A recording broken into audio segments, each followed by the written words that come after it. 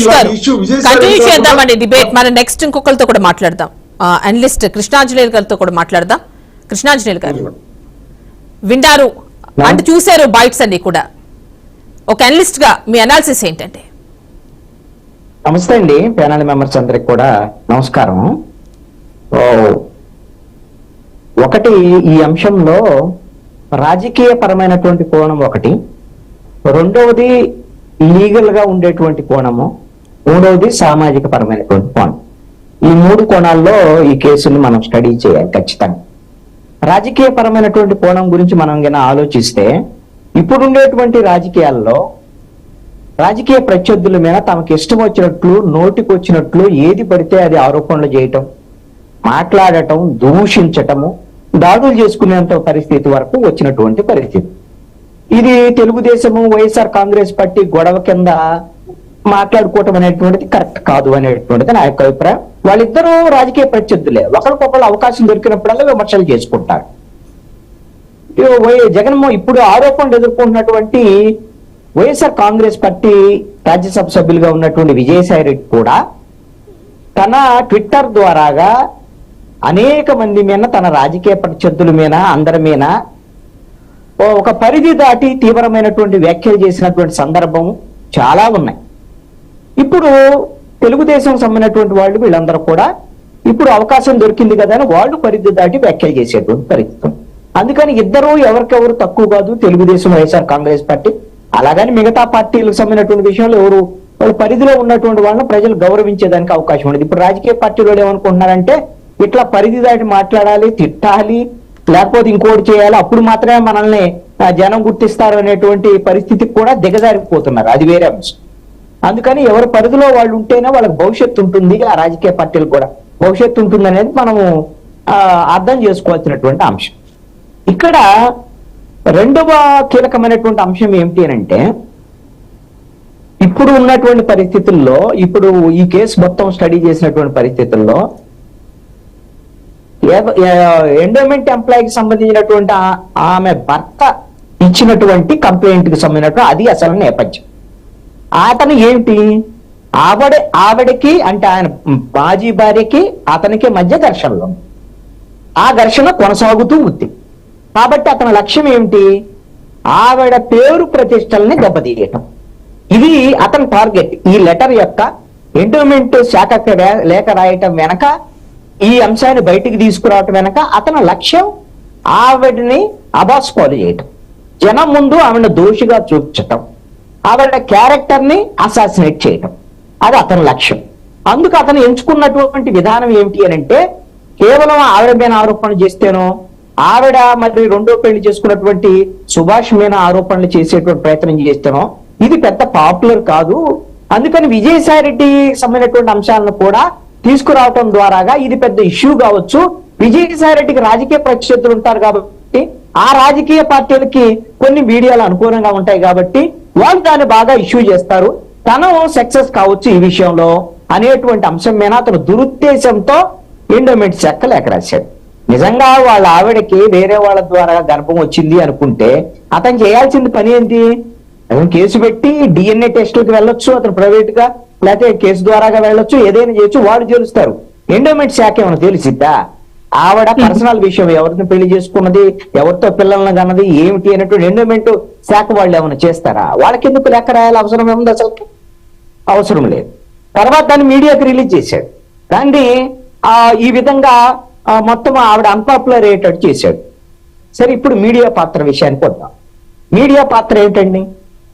Media పాత్ర ఒక అతను చేసినటువంటి ఆరోపణలో, మదన్ మోహన్ చేసినటువంటి ఆరోపణలో ఒక బాధితురాలు ఉంది దాన్ని.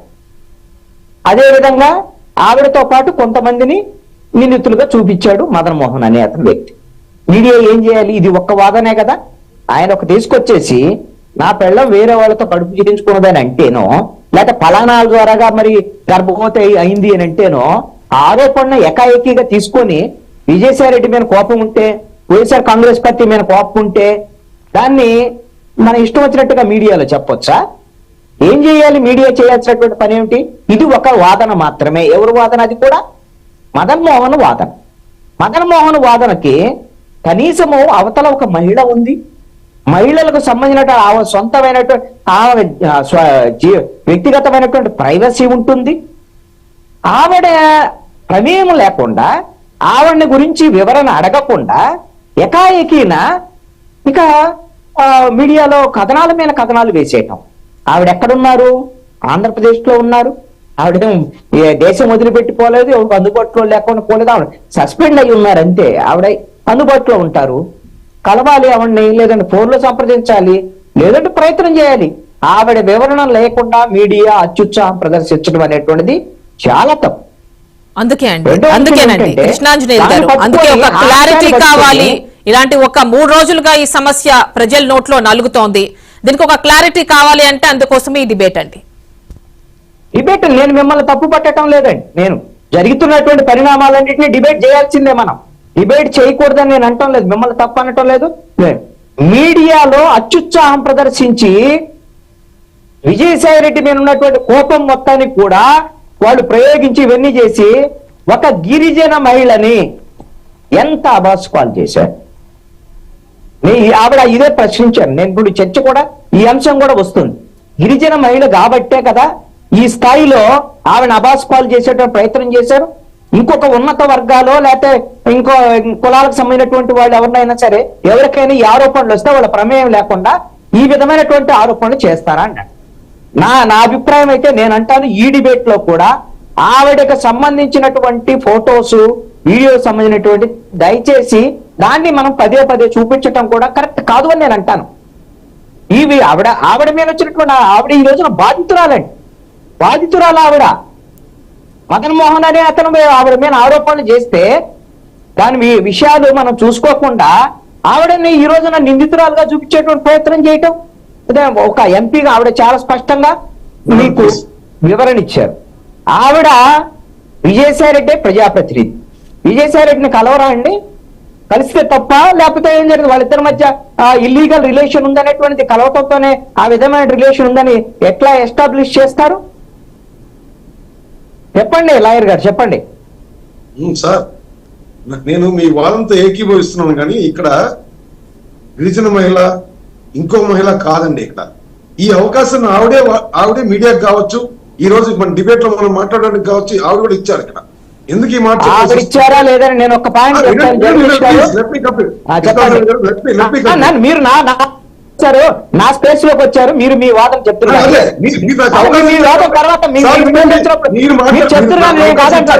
సార్ కృష్ణాంజనేయులు గారు, మీరు నాకు అవకాశం ఇచ్చారు కాబట్టి మీతో మాట్లాడతాను, లేకపోతే బ్రీఫ్ గా చెప్పండి ప్లీజ్. బ్రీఫ్ గానే చెప్తాను. ఆవిడ గిరిజన మహిళ ఇంకో మహిళ అని కాదు. చట్టంలో ఏదైనా రిజర్వేషన్ ఉంటే ఉండొచ్చేమో, కానీ వాస్తవంగా సామాజికంగా వ్యవహరించేటప్పుడు ఓ గిరిజన మహిళ అయింది, ఆవిడ కూడా అడ్వకేట్ అయింది. ఆవిడ ఏ విధంగా తను లీగల్ గా డివోర్స్ తీసుకోకుండా ఇంకో వ్యక్తితో తను సహజీవనం చేస్తున్నానని చెప్తుంది. రెండో విషయం, జగదీష్ గారు మీకు సమాధానం చెప్తాను ఉండండి. మీరు అడ్వకేటే, నేను అడ్వకేట్. ఓకేనా? ఆవిడ గిరిజన సంప్రదాయాలు, వాళ్ళ ఏదైతే ఎరుకుల కులానికి సంబంధించినటువంటి సంప్రదాయాల్లో ఏ విధంగా విడాకులకు సంబంధించినటువంటి వ్యవహారం ఉంటుందో వాళ్ళ కులంలో దాని ప్రకారంగా తీసుకున్నామని ఆవిడ స్పష్టం చేసినటువంటి పరిస్థితి ఉంది. ఇక్కడ ఒక అంశం ఏమిటంటే అది చెల్లుతుందా లేదా ఇవన్నీ సెకండరీ అండి. వాళ్ళిద్దరు తెలుసుకుంటారు. వాళ్ళిద్దరు మొగుడు పెళ్ళాలకు సంబంధించిన నేను తీసుకొచ్చినటువంటి అంశం ఒక్కటి వినండి. ఫస్ట్ మీరు జగదీష్ గారు ఒక్క పాయింట్ వినండి. ఈ రోజున సమాజంలో ఎవరైతే ఈ విధమైనటువంటి గిరిజనులు, దళితులు, వీళ్ళకి సంబంధించినటువంటి వాళ్ళ మీద జరిగేటువంటి ఈ విధమైనటువంటి ఇదొక రకమైనటువంటి అట్రాసిటీ, ఖచ్చితంగా రేపొద్దున అట్రాసిటీ యాక్ట్ అనేటువంటిది ఈ కేసులో ఖచ్చితంగా ఎఫెక్ట్ అవుతుంది. ఆవిడ మీద ఈ రోజున ఆధారాలు లేకుండా చేసినటువంటి మదన్ మోహన్ దగ్గర నుంచి ప్రతి వ్యక్తి కూడా, మీడియాలో ఉన్నటువంటి వాళ్ళు కూడా ఎస్సీ ఎస్టీ అట్రాసిటీ యాక్ట్ ని వాళ్ళు ఖచ్చితంగా